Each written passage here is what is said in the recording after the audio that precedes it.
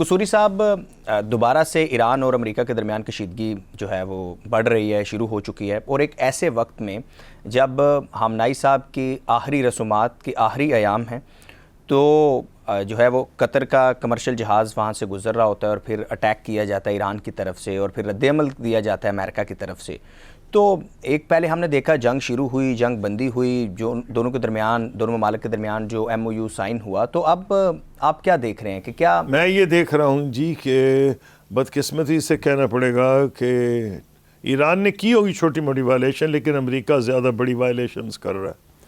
امریکہ پہلی بات تو اس نے وائلیشن جو ایم او یو کی تھی، لبنان بالکل کلیئر تھا، اس میں شامل تھا۔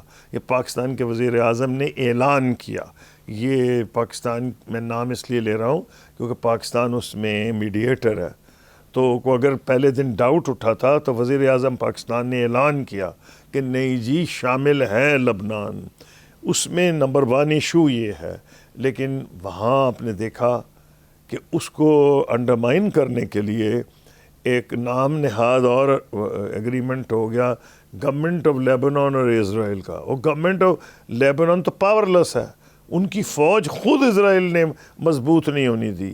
وہاں حزب اللہ جو ہے وہ فوج سے زیادہ مضبوط ہے۔ حزب اللہ نے پہلے دن کہہ دیا کہ ہم اس کو نہیں ایکسیپٹ کریں گے۔ تو اگر آپ کی انٹینشن یہ تھی کہ جو آپ نے نمبر 1 کنڈیشن رکھی تھی ایران نے کہ جی اگر آپ کہتے ہیں کہ ایران اپنے الائز کو کنٹرول کرے، اپنے الائز کو کنٹرول کریں گے، تو امریکہ نے وائلیٹ کیا لیٹر اینڈ اسپرٹ کو، وہ جو تھا نا کہ لبنان اس کا حصہ ہے، لبنان پہ اسرائیل حصے نہیں کرے گا، امریکہ ذمہ دار ہوگا اسرائیل کو کنٹرول کرنے کے۔ ایز اگینسٹ دس امریکہ نے ایک سیپریٹ معاہدہ کروایا اسرائیل کا اور لبنان کا، جو کہ اس اسپرٹ کے خلاف تھا، اور حملے ہو رہے ہیں روز بروز۔ 4000 بندے لبنان میں شہید ہو گئے ہیں، وہاں سے بہت سے کو 1 ملین لوگوں کو بے دخل کر دیا گیا ہے، ساری دنیا میں احتجاج ہو رہا ہے۔ اس لیے پہلی بات تو یہ ہے۔ نمبر 2، جہاں تک کہ اسٹریٹس آف ہرموز ہے، اس میں یہ کلیئر تھا کہ 60 دن مینجمنٹ ایران کرے گا، اور اس میں وہ ٹولز نہیں لے گا، یہ اس میں لکھا ہوا ہے۔ تو مینجمنٹ کا یہ مطلب نہیں ہے کہ ایران اپنا انٹرسٹ پروٹیکٹ نہیں کرے گا۔ مینجمنٹ میں وہ روٹس تھے کہ جو جہاز گزر رہے تھے جہاں سے ایران کہہ رہا تھا کہ ہم ٹول لیں گے، اگر آپ کوئی ایسا راستہ ڈھونڈیں کہ اس راستے سے وہ نہ گزریں جہاز، جو امریکہ نے ایک دوسرا راستہ ڈھونڈا جو کوسٹ آف عمان کے ساتھ جا رہا تھا، تو ایران نے ان پہ حملے کیے۔ میں نہیں کہہ رہا کہ حملے جائز ہیں، کیونکہ وہ ہمارے دوستوں پہ حملے ہوئے ہیں، سعودی عربیہ کے جہاز پہ بھی ہوا ہے، قطر کے جہاز پہ بھی ہوا ہے، لیکن یہ جنگ ہے، نظر آ رہا ہے۔ تو اکیلے ایران کو نہیں بلیم کیا جا سکتا کہ جی یہ جو وائلیشن ہو رہی ہے۔ ایران اب یہ کر رہا ہے کہ ایران کو یہ نظر آیا ہے کہ امریکہ کا مقابلہ تو نہیں کر سکتے، وہ بہت بڑی فوج ہے، اس میں کوئی ڈاؤٹ ہی نہیں، دنیا کی سب سے بڑی پاورفل آرمی ہے۔ ایران کے ہاتھ میں ہے کیا؟ وہی سمجھتے ہیں اسٹریٹس آف ہرموز ہے، ہمارا ایٹم بم یہ ہے۔ امریکہ تو اس کا دوسرا بم رکوا رہا تھا، اس کے ہاتھ میں یہ پکڑا دیا ہے۔ تو اس لیے نظر یہ آ رہا ہے کہ ایران بڑے رسک لے رہا ہے، ایران ہرموز پہ کمپرومائز نہیں کرے گا، کیونکہ ایران یہ سمجھتا ہے کہ ہمارے ہاتھ میں کوئی راستہ نہیں۔ وہ امریکہ پہ اعتبار نہیں کرتے، وہ یہ سمجھتے ہیں کہ ایم او یو پہ امریکہ خوش دلی سے امپلیمنٹ نہیں کرے گا، تو ان کے ہاتھ میں ایک ہی چیز ہے جس سے وہ امپلیمنٹ کرانا چاہتے ہیں، وہ اسٹریٹ آف ہرموز ہے۔ اس میں ان کو خود بھی رسک لینے پڑ رہے ہیں، ان دا پروسیس وہ اپنے علاقے میں بدنام ہوں گے، ان کے خلاف یہ جو خلیج کے ممالک ہو جائیں گے۔ حالانکہ تو یہ تو ایران کی حکومت کا کام ہے نا، لیکن میں آپ کو کہہ رہا ہوں کہ ایران یہ رسک لے کیوں رہا ہے؟ وہ رسک اس لیے لے رہا ہے کہ امریکہ پہ اس کو اعتبار نہیں ہے کہ ایم او یو پہ وہ امپلیمنٹ خوش دلی سے نہیں کرے گا۔ تو یہ میرا یہ خیال ہے کہ دونوں ملکوں کو ایک بات کا اندازہ ہو جانا چاہیے، اور ہو گیا ہے، کہ امریکہ کو کچھ بھی نہیں ملے گا مزید جنگ کر کے، اور ایران کو بھی کچھ نہیں ملے۔ ایران تو بیچارہ بہت نقصان اٹھا چکا ہے، 20,000 بلڈنگز تباہ ہو گئی ہیں، 4,000 بندے شہید ہو گئے، پہلے ہی حملے میں 300 بچیاں شہید ہو گئی تھیں۔ تو ایران کو تو کچھ نہیں ملے گا نا، ان کا تو انفراسٹرکچر تباہ کر دیا گیا ہے، 20 سال ان کو پیچھے کر دیا گیا، اسی لیے $300 بلین کا ذکر ہو رہا ہے کہ $300 بلین کا ایک فنڈ ہوگا جس کو ریپریشنز مانگ رہا تھا ایران.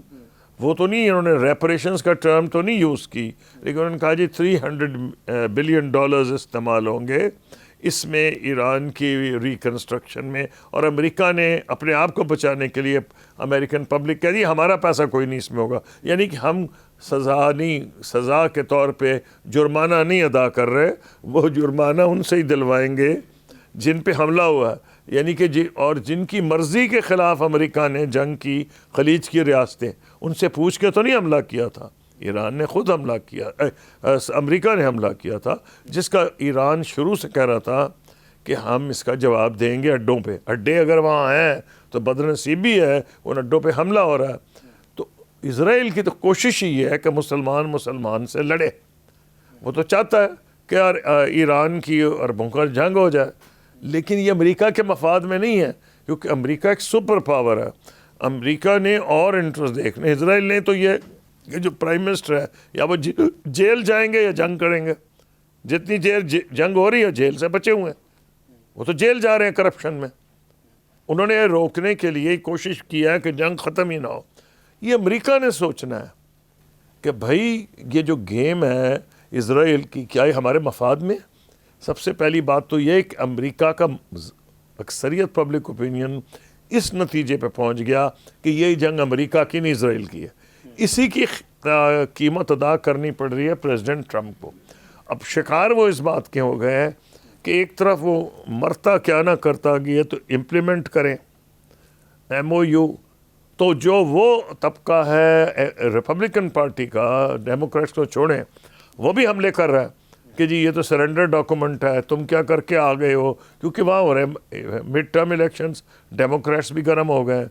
تو ٹرمپ کبھی ٹھنڈی گرم اور سرد، ہاٹ اینڈ کولڈ اس لیے بلو کرتے ہیں، کبھی وہ یہ جسٹیفائی کرتے ہیں MOU کو، کبھی وہ ان لوگوں کو سیٹسفائی کرتے ہیں جو کہہ رہے ہیں سرنڈر ڈاکومنٹ ہے. نہیں، وہ کہتے ہیں ہم تو ایران کے اوپر سخت ایکشن لیں گے.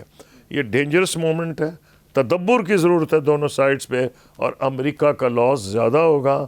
اسرائیل کا تو کچھ بھی نہیں، وہ تو چاہتے ہیں جنگ ہوتی رہے، اور ایران کو بہت تدبر دکھانا پڑے گا. ایک مشکل امتحان میں وہ ہیں، اور میں یہ چاہتا ہوں کہ وہ تدبر دکھائیں. پاکستان اور قطر کو رول ادا کرنا چاہیے، اور مجھے کوئی ڈاؤٹ نہیں کہ وہ رول ادا کر رہے ہیں، کیونکہ یہ ہمارے اپنے خطے کے مفاد میں ہیں. پاکستان، انڈیا، بنگلہ دیش، انڈیا جو خوش ہو، اس کو تکلیف تھی کہ پاکستان کوئی اور رول ادا کیوں کر رہا ہے. اس کو یہ سوچنا چاہیے کہ پاکستان کی کوششوں سے ہندوستان کے غربا کا بھی بہتری ہوگی. پاکستان کی تو ہوگی، بنگلہ دیش کی بھی ہوگی، جو غریب عوام ہے اس علاقے میں، کسی ملک میں بستے ہیں، جس حساب سے قیمتیں بڑھ رہی ہیں گیس کی، تیل کی. قصوری صاحب، 100 سے زائد جو ہیں پاکستانی اور انڈین، جن میں آپ بھی شامل ہیں، جنہوں نے لیٹر پر سائن کیا ہے، دونوں حکومتوں کی طرف سے کوئی سنجیدہ جواب نہیں ملا.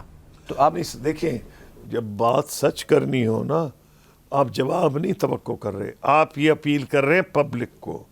ہندوستان کی 33% پبلک دیتی ہے ووٹ مودی صاحب کو، 66% خلاف دیتی ہے. ہم ان کو اپیل کر رہے ہیں کہ یہ پالیسی جو ہے یہ تمہیں مروائے گی، ہندوستان پاکستان تعلقات خراب کرائے گی. اور جو 33% ووٹ دیتے ہیں، میں نے تجزیہ کیا ہے جس کا میں اگلی کتاب میں بھی ذکر کروں گا، ان میں سے 14-15% وہ ہیں جو یہ سمجھتے ہیں کہ گجرات ماڈل ڈیولپمنٹ کا مودی صاحب لائیں گے. اس میں میکسیمم 18-15% ایسے لوگ ہیں جو نفرت کرتے ہیں مسلمانوں سے. وہ 15-18% سے زیادہ نہیں ہے. ہم نے اپیل کر رہے ہیں جو باقی 85% انڈیا میں ہیں، یا 80% ہیں، یا 75% ہیں، کہ بھائی یہ بیڑا غرق کرا دیں گے اگر یہی پالیسیز جاری رہیں. تو یہ کہنا کہ جی آپ کوئی عقل کی بات ہی نہ کریں کیونکہ مودی صاحب برسر اقتدار ہیں، اس میں کوئی، ہم نے تو اسے پانی کا بھی ذکر کیا، جو جوائنٹ اسٹیٹمنٹ آیا ہے اس میں ہر چیز کا ذکر ہے. اس میں یہ ہے کہ فوری طور کے اوپر، بلکہ ہندوستان میں جو کرٹیسزم ان پہ ہو رہا ہے وہ یہ ہے، وہ کہتے ہیں کہ آپ نے تو سارے پاکستان کے پوائنٹس اڈاپٹ کر لیے ہیں، اور میں کس منہ سے اعتراض کروں. میں تو بہت خوش ہوں، اس میں ذکر آیا میرے پیریڈ کا کہ جو ترقی 2002-2007 میں ہوئی ہے اس کے اوپر کشمیر کے اوپر، اور جو پلان بنایا گیا تھا کشمیر ریزولوشن، اس پہ عمل درآمد کیا جائے، تو مجھے کیا تکلیف ہے؟ وہ میرے تو ورک کے اوپر وہ مور لگا رہے ہیں، سارا انڈیا پاکستان مل کے مور لگا رہا ہے کہ بڑا اچھا کام ہوا تھا، تو میں کس لیے اختلاف کروں؟ میں نے تو ایک دم سائن کیا جب میں نے پڑھا، کیونکہ اس میں کشمیریوں کے حقوق کا تحفظ ہے، اس میں ہمارے بنیادی مفادات کا تحفظ ہے. تو اس لیے یہ کہنا کہ جی مودی مانیں گے، نہیں مانے. ہم نے مودی صاحب کو 1000 سال کے لیے تو نہیں آئے، حکومتیں ہوتی ہیں تو ایسے لگتی ہیں کہ جی وہ اب ہیں، لیکن بڑا ملک ہے پاکستان، انڈیا بڑا ملک ہے.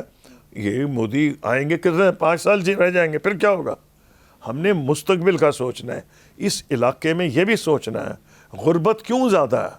ساری ایشیا آگے نکل گیا ہے، چائنا کوریا کو چھوڑ ہی دیں، جاپان کو چھوڑیں، اس جو باقی کا ایشیا تھا، سینٹرل ایشیا آپ سے آگے، ویسٹ ایشیا آپ سے آگے، گلف کا تو ذکر ہی نہ کریں. آپ سے تو آسین بھی آگے نکل گیا ہے. یعنی یہ جو ملیشیا، انڈونیزیا جو آپ سے بہت پیچھے تھے، کیوں نکلے ہم سے آگے؟